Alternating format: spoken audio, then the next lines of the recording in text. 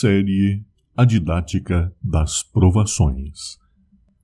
Os próprios nomes, títulos e designações de Deus são evidências e bases para ensinamentos que levariam uma eternidade para serem apreciados.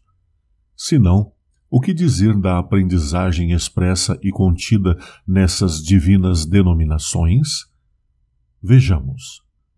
1. Eu sou o que sou. 2. Maravilhoso, conselheiro, Deus forte, Pai da eternidade, Príncipe da paz. 3. Jesus Cristo, Salvador, Messias e ungido. 4. Emanuel, Deus conosco. 5. O Filho de Deus. 6. O Filho amado. 7. O Filho do homem. 8. O Filho de Davi. 9. Senhor meu e Deus meu. 10. O caminho, a verdade e a vida.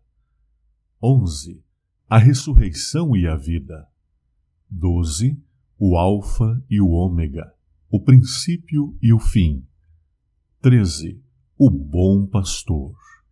14. O pão da vida. 15. A água da vida. 16. A porta das ovelhas.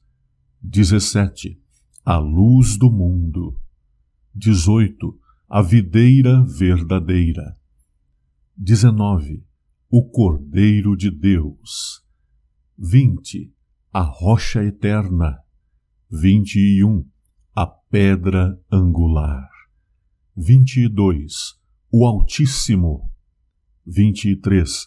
Sumo sacerdote. 24. Advogado intercessor. 25. Justo juiz. 26. O Amém.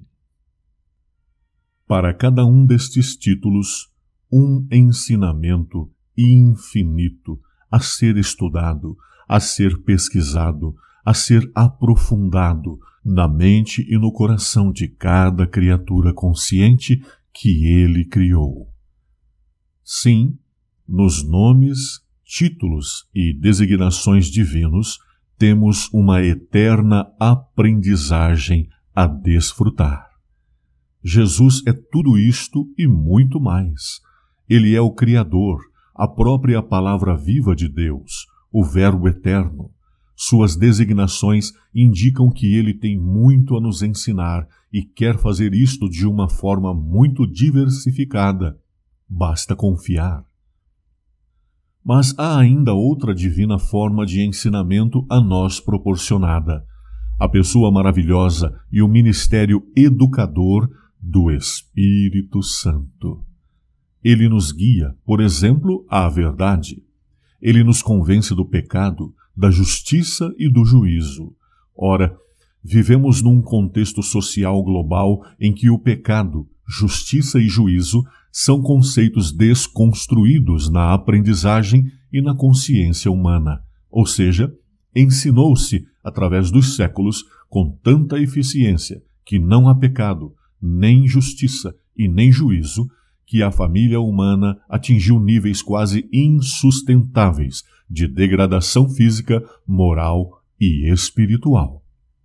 Com isto, o Senhor optou por nos presentear com a companhia apoiadora e edificadora do Espírito Santo, ser divino extraordinário, que atua diretamente na consciência humana, lutando por convencê-la da necessidade de render-se ao amor de Deus.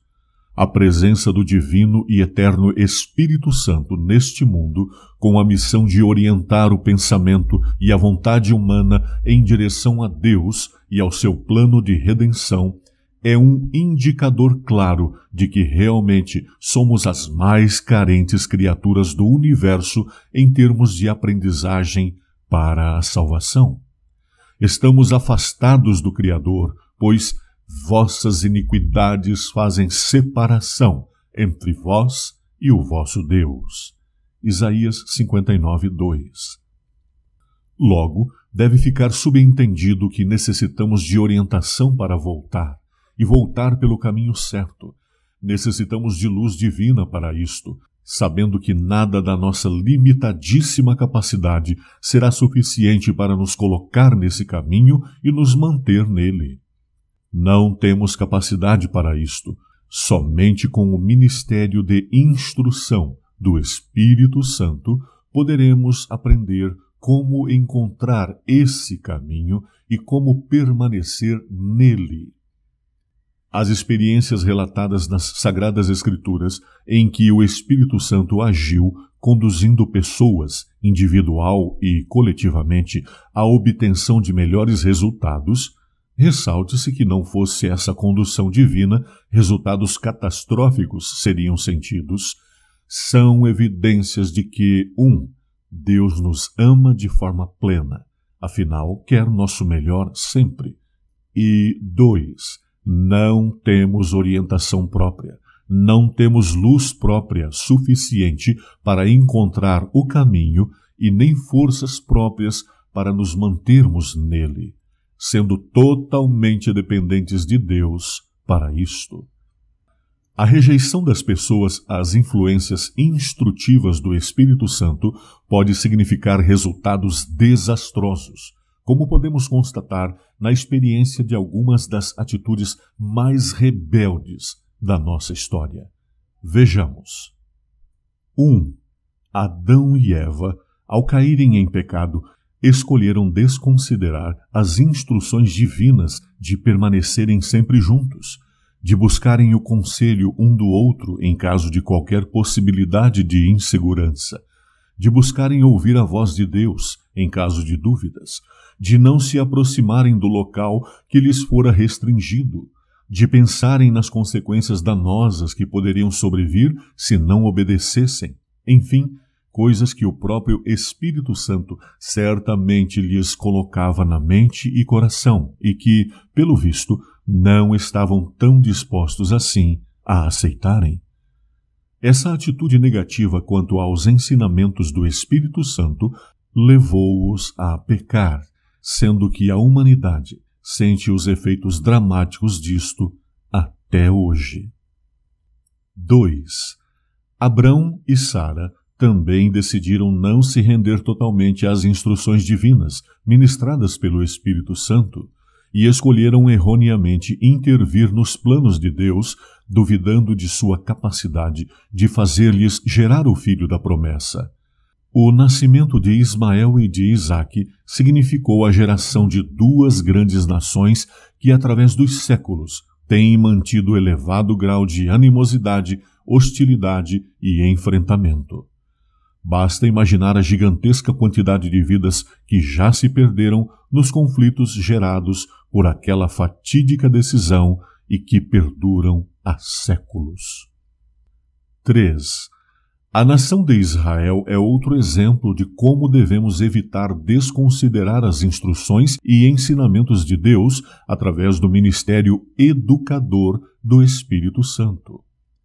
Em sua história, há diversos episódios de quedas dramáticas frente às malignas propostas de apostasia e idolatria, as quais implicaram em severas penas permitidas por Deus, que levaram esse povo milenar a grandes derrotas em guerras, ao exílio por diversas vezes, à escravidão.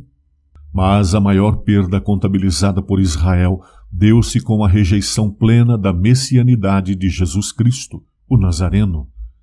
Com essa explícita rejeição, condenaram-no à morte e, alguns anos mais tarde, perderam sua exclusividade de povo sacerdotal de Deus.